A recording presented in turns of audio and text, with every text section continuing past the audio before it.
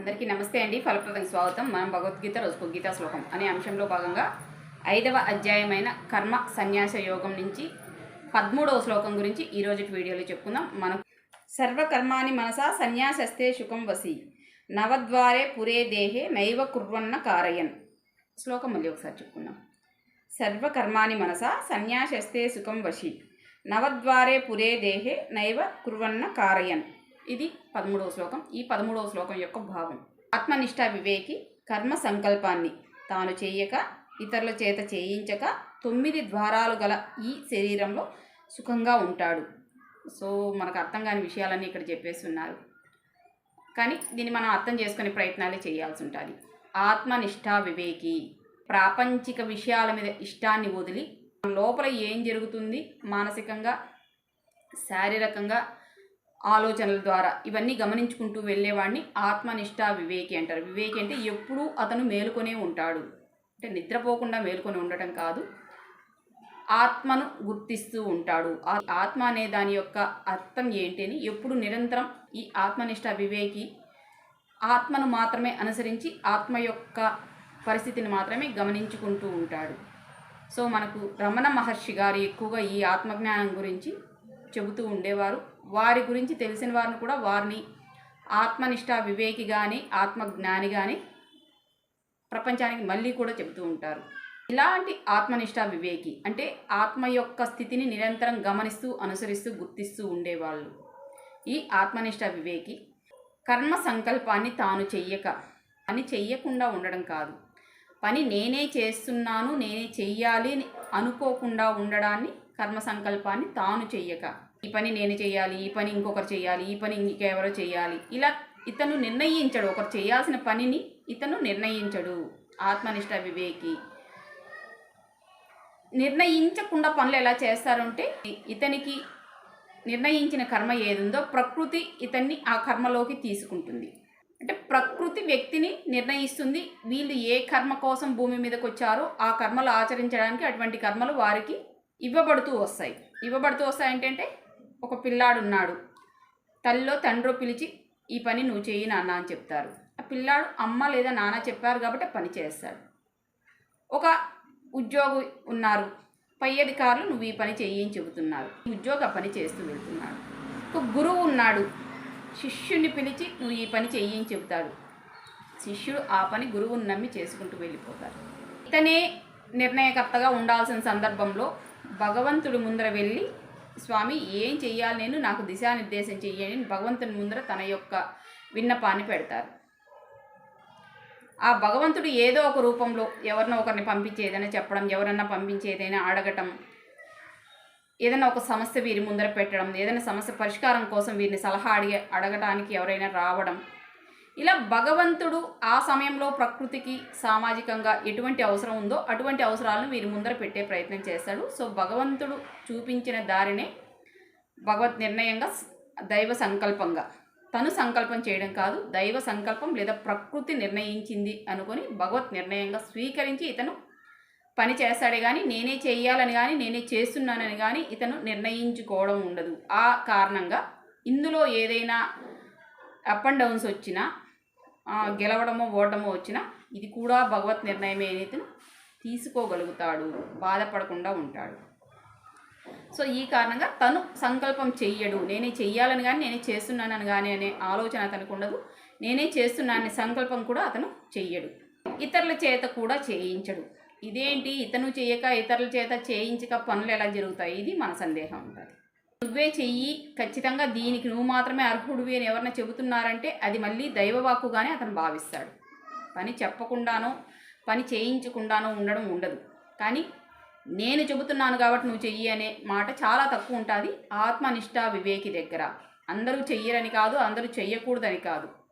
ఎవరైతే నిరంతరం స్పృహలు అంటే ఆత్మతో అనుసంధానమై ఉంటారో, ప్రకృతితో అనుసంధానమై ఉంటారో వీళ్ళు ఒక పని నేనే చేస్తున్నానని కానీ లేదా ఒక పని ఫలానా వాళ్ళే చేయాలని కానీ, తనే చేస్తున్నానని కానీ లేదా మీరే చేస్తున్నాను కానీ ఆత్మనిష్ట వివేకి చెప్పరు. అంటే ఆ నిరంతరం ఆత్మతో అనుసంధానమై ఉన్న ఒక యోగి ఈ పని నేనే చేస్తున్నాను కానీ లేదా నువ్వే చేస్తున్నావు అని కానీ, నువ్వే చెయ్యాలి ఇది అని కానీ చెప్పడం ఉండదు. ఇది దైవ సంకల్పం, దైవ అనుగ్రహం. ప్రకృతి నిర్ణయించింది. ఇలా ప్రకృతిలో వచ్చే ఏదో ఒక సంకేతాన్ని ఇతను సూచనగా తీసుకొని చేస్తూ వెళ్ళిపోతాడు.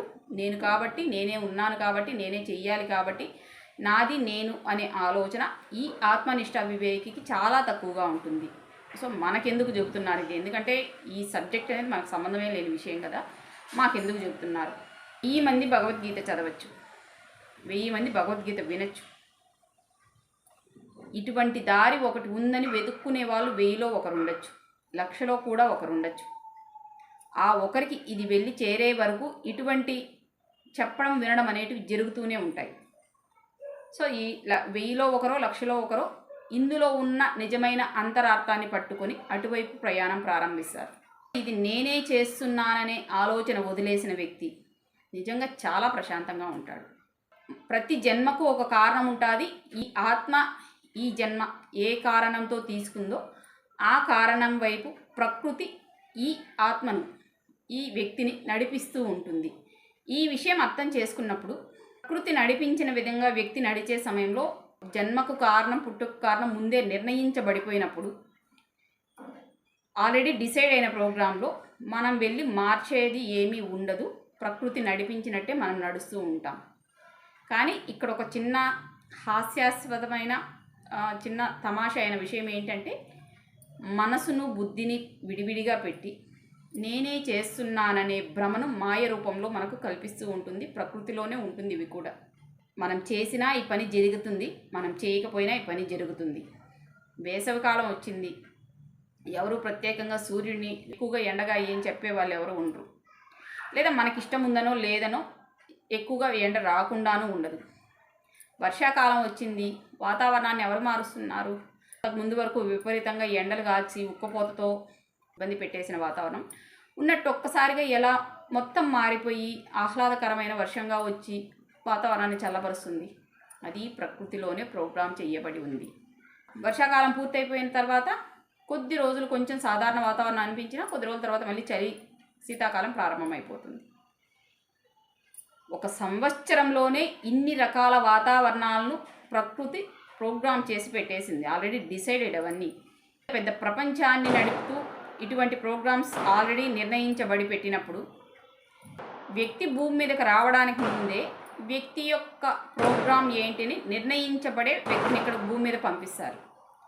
ఇటువంటప్పుడు ఇక్కడ నేను అని చెయ్యడానికి ఏముంటుంది, నేను అంటూ చేసేది ఏముంటుంది? డైరెక్టర్ రాసిన కథలో సినిమాలో పాత్రధారులు ఏ విధంగా అయితే నటిస్తున్నారో అదే విధంగానే ఆల్రెడీ డిసైడ్ అయిపోయిన ప్రోగ్రాంలో మనం మన పాత్రను నిర్వహించడానికి భూమి మీదకు వచ్చాము. అటువంటి సందర్భంలో ఇక్కడ నేను అంటూ చెయ్యడానికి, నేనే చేస్తున్నానని చెప్పడానికి ఇక్కడ ఏమీ లేదు. కాబట్టి చేస్తున్నది నేనే అనే సంకల్పం ఆత్మస్థితి తెలిసిన వాడికి, అంటే ఆల్రెడీ డిసైడ్ అయిపోయిన ప్రోగ్రాంలోకి నేను కూడా ఒక క్యారెక్టర్గా వచ్చాను అని తెలుసుకున్నవాడు ఎట్టి పరిస్థితుల్లో ఇది నేనే చేస్తున్నాననే భావనకు లోను కాడు. ఎవరో రాసిన స్క్రిప్ట్కు మనం ఇక్కడ యాక్ట్ చేస్తున్నాం తప్పితే ఇక్కడ మన డెసిషన్ ఏమీ ఉండదు అనే విషయాన్ని అర్థం చేసుకుంటాడు. కాబట్టి ఈయన నేనే చేస్తున్నా అనే భావనకు లోను కాడు. ఈ లోను కాకపోవడమే తను సంకల్పం చేయకుండా పోవడం అనే విషయంగా ఉంటుంది. సరే, తనే ఎవరో రాసిన స్క్రిప్ట్లో, అంటే భగవంతుడో లేదా ప్రకృతితో నిర్ణయించిన పాత్రలో తనే నటిస్తున్నాను, తనే ఈ పాత్రలో తన పాత్ర తను చేస్తూ వెళ్తున్నానని భావించిన వ్యక్తి, తన పాత్రే తనది కాదని తెలిసిన వ్యక్తి, చేస్తున్నది, పడుతున్నది, లేస్తున్నది, ఏడుస్తున్నది, నిద్రిస్తున్నది శరీరం కానీ ఆత్మ కాదని తెలుసుకున్న వ్యక్తి, తనకే ఈ క్యారెక్టర్ మీద అథారిటీ లేదని తెలుసుకున్న వ్యక్తి, ఈ చేస్తున్న పనులే నేను కాదు, నన్నే భగవంతుడు ప్రకృతి నడిపిస్తున్నారు అని తెలుసుకున్న వ్యక్తికి తన సంకల్పాలే తను చేసుకోనప్పుడు ఇంకొకరి దగ్గర ఎలా సంకల్పం చేయిస్తారు? సంకల్పం చేయించడం అనేది వ్యక్తి ఆత్మగా అంగీకరించలేడు. ఈ శరీరానికి గత జన్మ వాసనల ద్వారా వచ్చిన మంచో చెడు తొలగించుకోవడం అనేది కర్మను పూర్తి చేసుకోవడమో, కర్మ నుంచి బయటపడడమో, కర్మను కరెక్ట్గా చేయడమో ఉంటుంది. కానీ ఆత్మగా అది సంబంధం లేని విషయమని అతను అర్థం చేసుకోగలుగుతాడు. ఇది కొంత బాగా డెప్త్లోకి వెళ్తే కానీ అర్థం కాదు. ఏదో అర్థమయ్యే విధంగా చెప్పడానికి నా వంతు ప్రయత్నం నేనైతే చేశాను. ఆత్మనిష్ట వివేకి, ఇక్కడ ఈ పదాన్ని గుర్తుపెట్టుకున్న తర్వాత మిగతా భావాన్ని మొత్తం మనం ఆలోచించుకోవాల్సి ఉంటుంది. ఆత్మనిష్ట వివేకి అనే పదం లేకపోతే మిగతా భావాన్ని మనం సామాజిక కోణంలో చూడవలసి ఉంటుంది. సామాజిక కోణంలో అనేటప్పుడు ఇదంతా వ్యక్తి చేస్తున్న విధంగా మనకు కనిపిస్తుంది. కానీ ఆత్మనిష్ట వివేకి అని వెళ్ళే సమయంలో వ్యక్తి ద్వారా ఎవరు చేయిస్తున్నారనే కోణంలో దాన్ని చూడవలసి ఉంటుంది. ఇటువంటి వాడు, ఈ ఆత్మనిష్ట వివేకిగా ఉన్నవాడు 9 ద్వారాలు కలిగిన ఈ శరీరంలో సుఖంగా ఉంటాడు. ముక్కు, చెవులు, కళ్ళు, నోరు, మలమూత్ర ద్వారాలు కలిపి 9 రంధ్రాలు ఉన్న శరీరంగా, 9 ద్వారాలు ఉన్న శరీరంగా చెప్తారు. అన్ని రంధ్రాలు, అన్ని ద్వారాలు కూడా వాటి కర్మలనవి ఆచరిస్తున్నాయి.